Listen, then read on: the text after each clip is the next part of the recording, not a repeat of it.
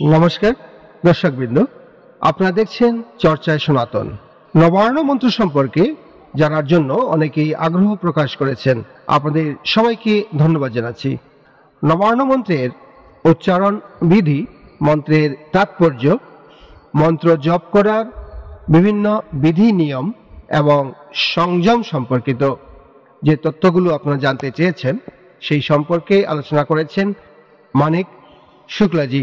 ভিডিওটি দেখার পর যদি আরও কোনো তথ্য আপনার জানা থাকে বা কোনো প্রশ্ন থাকে অবশ্যই কমেন্ট করে জানাবেন। আসুন ভিডিওটি দেখা যাক। যখন চণ্ডী গ্রন্থ পাঠ করা হয়, শ্রী শ্রী চণ্ডী বা সপ্তশতী যখন পাঠ করা হয়, তখন এই নবান্ন মন্ত্রের জপ করতে হয় কমপক্ষে 108 বার।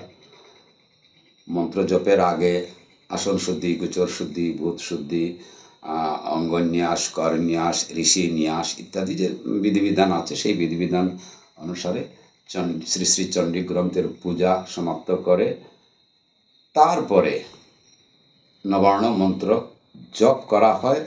এরপরে সপ্তশতী গ্রন্থের প্রথমে দেবী সূক্ত, এরপরে অর্গলা, কিলক, কবচ, মহাকালী, মহালক্ষ্মী, মহাসরস্বতী, এই 3 দেবতার প্রার্থনা। এরপরে প্রথম চরিত্র মহিষাসুরবধ। তা মৌলিকভাবে নবান্ন মন্ত্র চণ্ডী পাঠের একটি অঙ্গ বিশেষ। নবান্ন মন্ত্র মূলত 9টি বর্ণ। নব অর্ণ, অর্ণ শব্দে বর্ণ, ধ্বনি। চণ্ডী পাঠের বিধান অনুসারে নবান্ন মন্ত্র জপ একটি বিশেষ অঙ্গ। কিন্তু এই নবান্ন মন্ত্রের মধ্যে একটা পাঠের ভেদ আছে। একটি মন্ত্র হল ওম ঐং হ্রিং ক্লিং হ্লিং হ্রিং ক্লিং নমঃ। দর্শকগণের সুবিধার জন্য আমি আবার উচ্চারণ করে শোনাচ্ছি। ওম ঐং হ্রিং ক্লিং হ্লিং হ্রিং ক্লিং নমঃ। আবার আরেকটি নবান্ন মন্ত্র আছে যা সাধারণত মধ্য ভারত, উত্তরপ্রদেশ, বিহার, বিশেষ করে কাশী বিশ্বনাথ এবং পশ্চিম ভারতে, উত্তর ভারতে যারা সপ্তশতী পাঠ করে ব্রাহ্মণ, তারা ঐং হ্রিং ক্লিং চামুণ্ডাই বিচ্ছে, এই মন্ত্রটি, ওই মন্ত্রেও 9টি বর্ণ আছে। পূর্ব ভারতে আমরা সাধারণত প্রথম যেটি ওম ঐং হ্রিং ক্লিং হ্লিং হ্রিং ক্লিং নমঃ, এই মন্ত্রটি জপ করে থাকি। কিন্তু পশ্চিম, মধ্য, উত্তর ভারতের সপ্তশতী পাঠ করা ব্রাহ্মণগণ চামুণ্ডায় বিচ্ছে, ওইখানে ওঙ্কারের প্রয়োগ হয় না, শুধু ঐং হ্রিং ক্লিং চামুণ্ডায় বিচ্ছে।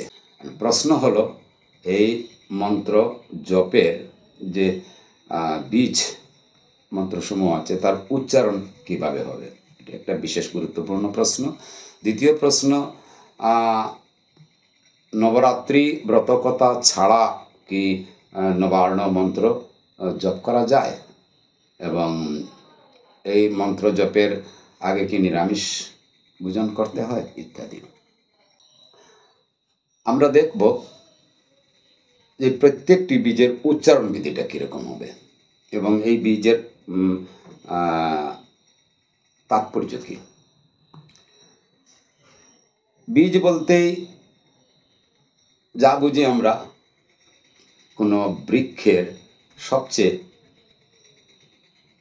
ক্ষুদ্রতম এক বিন্দু, যেখান থেকে সেই বৃক্ষ আবার নতুন করে গজে উঠতে পারে উপযুক্ত পরিবেশ পেলে। ওম, এই যে ধ্বনি, এটা হলো পরম ব্রহ্মের বাচক ধ্বনি, ঈশ্বরের বাচক শব্দ। এই ধ্বনি তৈরি হয়েছে আ, উ, ম এই তিনটি বর্ণ দিয়ে, দুটি স্বরবর্ণ এবং একটি ব্যঞ্জন বর্ণ, প বর্গের শেষ বর্ণ। সাধারণত অনেকেই বলে ওম, শব্দটা ওম নয়, আ, উ, ম এই তিনটাকে একত্র করে এইভাবে জপ করতে হয়। এই ওম বা অঙ্কার বা প্রণব নির্গুণ ব্রহ্ম, সগুণ ব্রহ্ম, ঈশ্বরের বাচক শব্দ। এরপরে যে শব্দটি আসছে নবার্ণ মন্ত্রে সেটি হলো ঐং, সেটাও স্বরবর্ণ, চন্দ্রবিন্দু যুক্ত করা হয়েছে। ঐং যাকে বলা হয় বিন্দু বা অর্ধমাত্রা, ঐং। এরপরে হ্রিং, অনেকে বলে রিং, রিং নয়, হ আগে র পরে, হ্রি। ওম ঐং হ্রিং। এরপরের শব্দটা হলো, ধ্বনিটা হলো ক্লিং। ক্লিং এ কি হয়েছে, ব্যঞ্জন বর্ণের প্রথম অক্ষর ক আর ল আর বিন্দু যুক্ত হয়েছে। ল কোনো বর্গের মধ্যে পড়ে না, এটা অন্ত্যস্ত বর্ণ। ক বর্গ থেকে প বর্গ পর্যন্ত যে কয়টি বর্ণ আছে সবটাকেই ব্যঞ্জন বর্ণ বলা হয়, এবং এর আগে যে কয়টি অনাহত ধ্বনি অ, আ, ই, উ, এ, ঐ, অ, ঔ স্বরবর্ণ অর্থাৎ অনাহত ধ্বনি, পরে এগুলো আহত ধ্বনি, কণ্ঠ থেকে ঠোঁট পর্যন্ত ধারাপ্রবাহ ক্রমে ক্রমে বর্ণগুলো তৈরি হয়েছে। কিন্তু অন্তস্থ ইয়, র, ল, ও, স, স, স এই বর্ণগুলো কোনো বর্গের মধ্যে পড়ে না, পূর্ণরূপে ব্যঞ্জন বর্ণও না আর স্বরবর্ণ নয়, মধ্যস্থ। আমাদের বৈদিক শাস্ত্রে এই যে স্বরবর্ণ থেকে ব্যঞ্জন বর্ণ পর্যন্ত যে ধ্বনি সমূহ, এই প্রত্যেকটি ধ্বনি কণ্ঠ থেকে ঠোঁট পর্যন্ত ক্রমিকভাবে আসছে, একের পর এক আসছে, ধাপে ধাপে আসছে।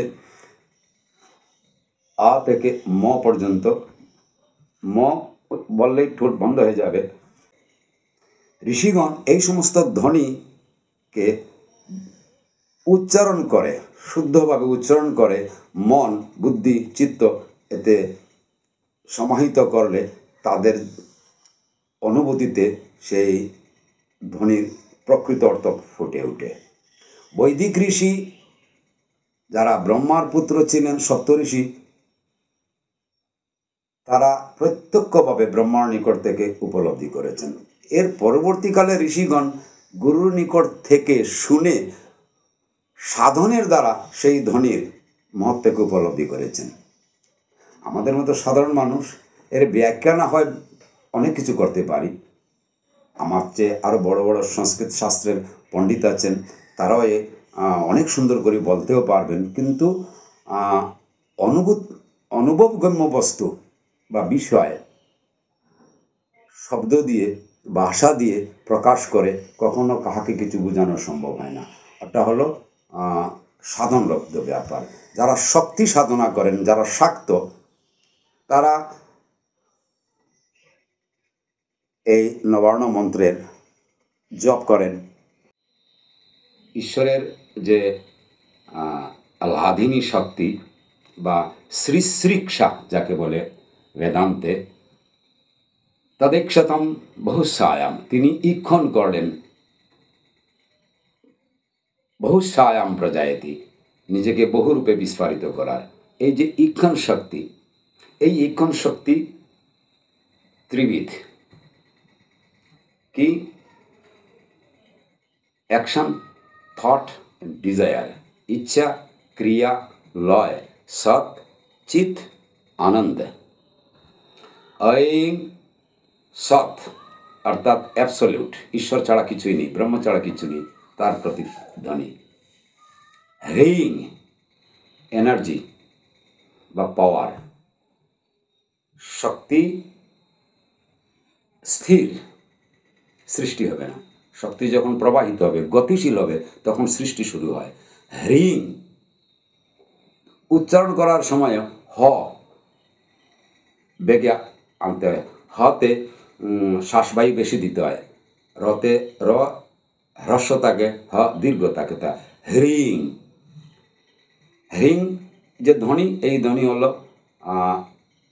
শক্তির গতিশীলতার প্রতীক। এরপরে ক্লিং, ক্লিংয়ে ডিজায়ার, ক্লিং হলো আনন্দের প্রতীক, উপভোগের প্রতীক। ঐং হ্রিং ক্লিং সৎ চিত আনন্দের প্রতীক, সিম্বলিক।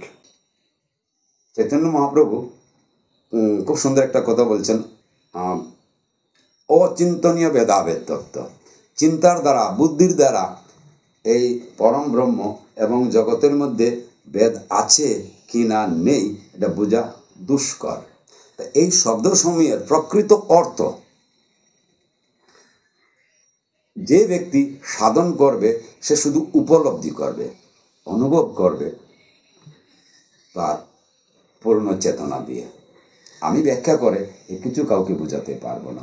আমি শুধু বলবো যে হ্যাঁ, সাধকগণ আর সিদ্ধগণ যে রাস্তা দিয়েছেন সেই পথকে অনুসরণ করে চলা। হয়তো ঈশ্বরের কৃপা হলে, হয়তো মহামায়া আদ্যাশক্তির কৃপা হলে যে কিছু সাধন করবে, কিছু না কিছু উপলব্ধিও করবে। এখন প্রশ্ন হচ্ছে যে এই নবার্ণ মন্ত্র কখন জপ করতে হয়? এটা হলো চণ্ডী পাঠের একটা অঙ্গ। শুধু নবরাত্রিতে বা দুর্গাপূজায় চণ্ডী পাঠ করতে হবে এমন কোনো কথা না। যারা শক্তি সাধনা করে, যারা শাক্ত অনেক ঐকান্তিক ভক্ত, মায়ের ভক্ত, তারা নবার্ণ মন্ত্র অবশ্যই করবে। এবং যারা কোনো মানে আনুষ্ঠানিকভাবে সংসার ত্যাগী সাধু সন্ন্যাসী না, তারা কি জপ করতে পারবে? কেন পারবে না? ভগবানের নাম নিতে অসুবিধা কি? যে কোনো সময় করতে পারে। তবে হ্যাঁ, শক্তি বীজ মন্ত্র সমূহ একটা বিশেষ বিধি বিধান অনুসারে করা উচিত, নতুবা হিতে বিপরীত হওয়ার সম্ভাবনা থাকে। কোনো না কোনো বিশেষজ্ঞ ব্যক্তির নিকট পরামর্শ নিয়ে করা উচিত। আমি শুধু এইটুকু বলবো, এই সমস্ত মন্ত্র জপ করার আগে মন, বুদ্ধি এবং শরীর অত্যন্ত শুদ্ধ, পবিত্র, শুদ্ধ বসন, শৌচ আহ্নিক করে, পবিত্র বসন পরে এবং সংযমিত জীবন নিয়ে এ জপ যদি কেউ করে, বিশেষ করে কৃষ্ণপক্ষে নবমী থেকে অমাবস্যা পর্যন্ত যে কোনো গৃহস্থ ব্যক্তি যারা শক্তি সাধক, শক্তির যে বীজ, সেই বীজের যদি জপ করতে চায় তাহলে সাধনার যে প্রক্রিয়া, নিরামিষ অবশ্যই খাওয়া উচিত। পঞ্চমকারের যারা সাধনা করে, যারা তান্ত্রিক, তাদের বিধিবিধান আলাদা। এই আমি তান্ত্রিক মতে বলছি না, আমি দক্ষিণ মার্গী ঠাকুর রামকৃষ্ণ বা সাধক রামপ্রসাদ, তারাও মাতৃসাধক ছিলেন। তারা তন্ত্র সাধন করেছেন বটে, কিন্তু ওই বাম মার্গে করেননি। দক্ষিণ মার্গে যারা তন্ত্র সাধন করবে, তারা নবার্ণ মন্ত্র যদি একটা সংকল্প নিয়ে যদি করে যে আমি নবমী থেকে অমাবস্যা পর্যন্ত এই কয়দিন প্রতিদিন 3 বার নবার্ণ মন্ত্র জপ করব, সংকল্প করবে, ন্যাস করবে এবং যতিব্রতী জীবনযাপন করে যে আমি মাসে এই কয়টা দিন, 6 দিন জপ করব, কোনো সংকল্পই নিয়ে যদি করে, মা ভবতারিণী, জগজ্জননী, অনন্ত শক্তি স্বরূপিণী নিশ্চয়ই তাকে কৃপা করবেন। ওম ঐং হ্রিং ক্লিং হ্লিং হ্রিং ক্লিং নমঃ। ওম ঐং হ্রিং ক্লিং হ্লিং হ্রিং ক্লিং নমঃ। ওম ঐং হ্রিং ক্লিং হ্লিং হ্রিং ক্লিং নমঃ। এই হলো উচ্চারণের বিধি। হাতে মালা নিয়েও করতে হবে। হ্যাঁ, নবার্ণ মন্ত্র তুলসী মালা নিয়ে জপ করা সম্ভব হবে না। শক্তি মন্ত্র রুদ্রাক্ষ বা রক্তচন্দনের মালা নিয়ে রক্ত তিলক বা লাল চন্দনের তিলক দিয়ে বা সিঁদুরের টিকা দিয়ে রক্তবস্ত্র পরিধান করে যখনই আসনে উপবেশন করে কোনো মন্ত্র জপ করা হয়, তখন কমপক্ষে 108 বার মন্ত্রটি জপ করতে হয়। এই মন্ত্র জপের 108 বার জপের কি তাৎপর্য, এই ব্যাপারে আমাদের একটি ভিডিও আছে, দেখে নিতে পারেন। উচ্চারণ করার সময় জিহ্বা এবং মুখগহ্বরে যে ধ্বনি, সে চক্ষু বুজে সেই ধ্বনিকে নিজেই শুনতে হয়। ওই ধ্বনি তরঙ্গের সাথে মনকে তরঙ্গায়িত করতে হয়। এটা একটা সাধনা, এটা একটা স্পিরিচুয়াল প্র্যাকটিস। এটা এত বড় একটা স্পিরিচুয়াল প্র্যাকটিস, যে প্র্যাকটিসে তার আত্মশক্তি প্রস্ফুটিত হবে, সেটাকে সাধারণভাবে করলে হবে না। কারণ শক্তি যদি নিয়মিত সংযমিত বা বিশেষভাবে আবরিত না থাকে, এটা হিতে বিপরীত হতে পারে। ইতিপূর্বে আমরা নবার্ণ সম্পর্কে যে আলোচনা করেছি, আশা করি যিনি প্রশ্ন করেছিলেন তাকে আমরা উপযুক্ত উত্তর দেওয়ার চেষ্টা করলাম। এরপরেও অনেক কিছু আছে যা গুরু এবং শিষ্যের মধ্যেই সম্ভব সেটা আলোচনা করা। সার্বজনীন ক্ষেত্রে যে মূল বিষয়ে কিভাবে সেটা করতে হয়, উচ্চারণ বিধিটা সুন্দর হওয়া উচিত, আর শ্রদ্ধা অনুসারে এর জপ যে কোনো লোকই করতে পারে। ভিডিওটি ভালো লাগলে লাইক করুন, কমেন্ট করুন, শেয়ার করুন। চ্যানেলটিকে যারা এখনও সাবস্ক্রাইব করেন নাই, তারা এখনই সাবস্ক্রাইব করে বেল আইকনে চাপ দিয়ে নোটিফিকেশন অন করে রাখুন। ভিডিওটি দেখার জন্য ধন্যবাদ।